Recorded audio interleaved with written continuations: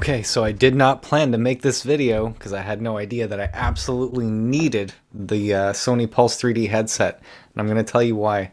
Not for the actual audio itself, which they're advertising, the 3D wireless audio.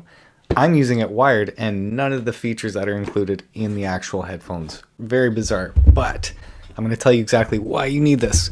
So if you're having a problem seeing the sweet spot in the game, what these headphones do when they're on your head and underneath the actual helmet, they help nestle the frame and then lift it up so it actually keeps that sweet spot instead of it slowly dragging down or you having to tighten the helmet on, which I had to do. And I should have filmed this before, but I had an actual permanent mark across my forehead for 5 to 6 hours after wearing the helmet. And I'm not kidding, man. Like, it was a little concerning for me. Like, I didn't want to film myself after having this giant crease on my forehead. I loved my PSVR1 for the weight distribution all over the skull. It's incredible. With this one, I do find it is more front heavy, and I wasn't expecting that when I put it on for a while. So I'd have to tighten my head up, the helmet, at the back, and that's what would create this pressure. So then I would compromise and then get some headband as well to kind of cushion it. And then when you do that and you add a cushion to it, it doesn't sit in the sweet spot. Even your skin, if you think about it, I know this is silly, but if I put my hand here and move my forehead, you can see this moves. That will totally affect your actual sharpness.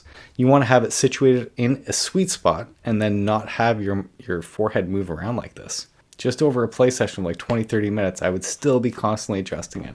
It came to a point where I was really concerned because I love PlayStation VR. Always have. That's all I've been playing, man, for the past 6-7 years. Literally, flat screen games, haven't been touching them. So to get my hands on the PlayStation VR2, actually get a taste and tease of what this can be, and then to constantly have to adjust everything, not cool.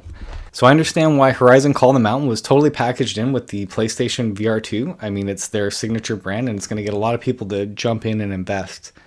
The core bundle, though, and the actual bundle for Horizon should have included these headphones. I think it's actually instrumental in giving the best experience, not just from the audio standpoint, which it does give you the 3D audio. I'm talking from keeping your headset actually in the sweet spot.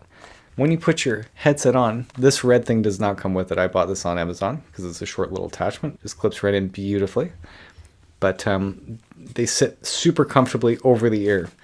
It's funny because there is no adjusting really. There is no clickers to actually slide this in and out. It just has that rubber band here that does slide up and down a bit. But we're talking like an inch, if that, feels like. So it does give some cushion. I've come across a lot of awesome VR videos that I've actually spoken about how to buy these weights that you put on your helmet. They strap on, you can get them, spending 30, 50, 60 bucks. When I thought about that, I'm like, man, there's got to be a better solution because headphones themselves have some weight. And if they're on the back where I said it was actually front heavy, this should solve the problem.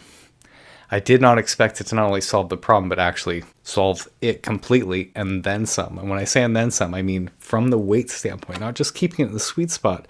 It actually lifts the helmet off my head a bit, just naturally. Because these are cuffed around my ears, and for my head only, I'm going to show you the measurement of my skull, head in a second.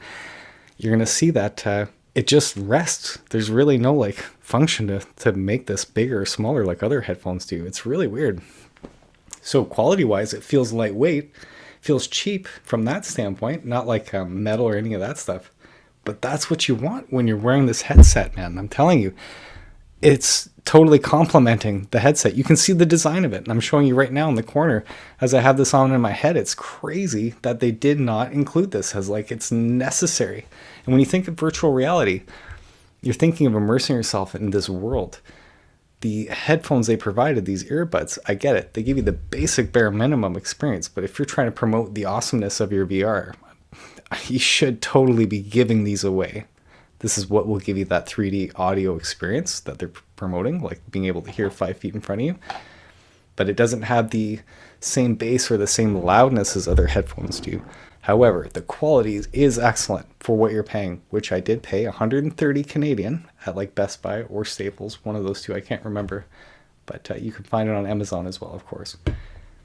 When I say how monumentally transformative and pivotal this was for my gaming experience, I can't tell you how I would pay double this. Not for the quality, but just to know that, wow, this solved my whole sweet spot problem dilemma, so I don't have to buy counterweights.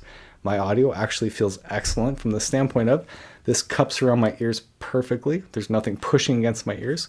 Also, you're going to see that my headset is tilted forward.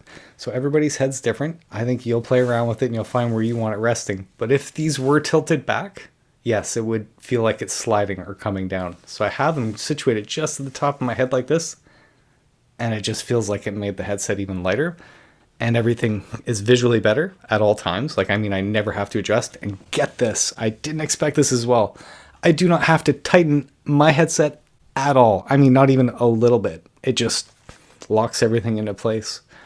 So I'm assuming most people will have this experience because I believe they created these headphones for the average consumer. There are a lot of people out there with bigger heads, smaller heads, so I get it. You won't have the same experience as me because, again, you don't have the ability to totally change all of this. But yeah, most of you guys out there, I'm telling you, this would be your solution. Don't go with the counterweights, I don't think. I haven't bought them. I'm glad I didn't. I'd rather have a nice pair of complimentary headphones that feel lightweight, totally give me the over-the-ear experience. Again, I'm not even powering this or using any noise cancellation technology. It just totally cancels it from the standpoint of, like, I can hear my surroundings around me, but when you have this on, incredible, truly. So I was expecting a mediocre experience. I was hoping that it would actually do what it said it did, which was be lightweight, and it would, you know, it's made for PSVR2, but no, it really was made for the PlayStation VR2 headset. I know it was available like before it came out, but they had to have been developing it at the same time. It literally hugs and pushes that frame up beautifully, that it's no longer pushing down. So I hope a lot of you can actually have the same experience I had, because I was really freaking out from the standpoint of I knew the tech was awesome, but it was like, this is not sitting on my head comfortably for this long. Whereas, and this is why I feel obligated to do this right now, you need to get these headphones.